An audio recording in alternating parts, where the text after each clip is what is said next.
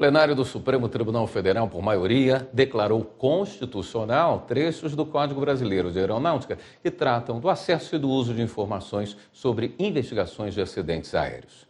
A repórter Marta Ferreira acompanhou e traz os detalhes. O que está em discussão são as alterações promovidas por uma lei de 2014 em dispositivos do Código Brasileiro de Aeronáutica, que tratam do Sistema de Investigação e Prevenção de Acidentes Aeronáuticos SINPAER. Esse sistema está sob a responsabilidade do Centro de Investigação e Prevenção de Acidentes Aeronáuticos, o CENIPA. Quando ocorre um acidente com aeronaves, equipes do CENIPA vão ao local para investigar as causas. Segundo o Código Brasileiro de Aeronáutica, a investigação de acidentes aéreos tem como objetivo único a prevenção de outros acidentes. Uma das mudanças feitas foi determinar que dados do Sistema de Notificação Voluntária de Ocorrência e as conclusões de investigações não podem ser utilizadas como provas em processos judiciais ou procedimentos administrativos. Esses dados passaram a só poder ser fornecidos por meio de decisão judicial, que ocorre após uma manifestação do Centro de Investigação e Prevenção de Acidentes Aeronáuticos, CENIPA. Também se discute a subordinação da Polícia e do Ministério Público ao CENIPA para analisar destroços de aeronaves.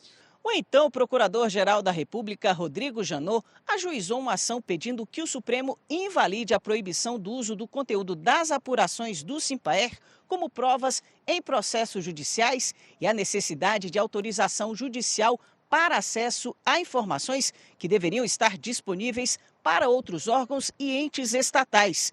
Pretende ainda que o Supremo autorize o acesso de peritos criminais e outros agentes públicos do sistema de justiça ao local e aos vestígios dos acidentes e que eles possam preservar o lugar e acompanhar as análises dos objetos relacionados de maneira coordenada com a investigação aeronáutica. Para ele, as normas questionadas interferem nos poderes constitucionais de investigação do Ministério Público e da Polícia. O julgamento começou em setembro de 2021 em sessão virtual. O relator, ministro Nunes Marques, votou para declarar a lei constitucional. Ele entende que os dispositivos visam principalmente a segurança do transporte aéreo e a eficácia das investigações. Para Nunes Marques, é necessário um clima de total confiança no sigilo da informação para que as pessoas prestem depoimentos que possam esclarecer detalhes ocultos do acidente, sem temerem represárias. Sabemos todos que o processo judicial consiste em principalmente olhar e reconstruir o passado para que o juiz possa julgar um ou mais fatos ocorridos no passado. Daí a relevância das provas orais, documentais, periciais, etc. Todas elas visam reconstruir, dentro do processo, os fatos relevantes para julgamento. Ocorre que tal reconstrução deve obedecer a regramentos constitucionais claros, como o devido processo legal, contraditório, ampla defesa, entre outros. As provas que informam o processo judicial, assim, devem ser produzidas dentro das regras constitucionais que mencionei, para que assim sejam válidas. Válidas a embasar, se o caso, o decreto condenatório, em que se apure determinada conduta, nexo de causalidade e sanção.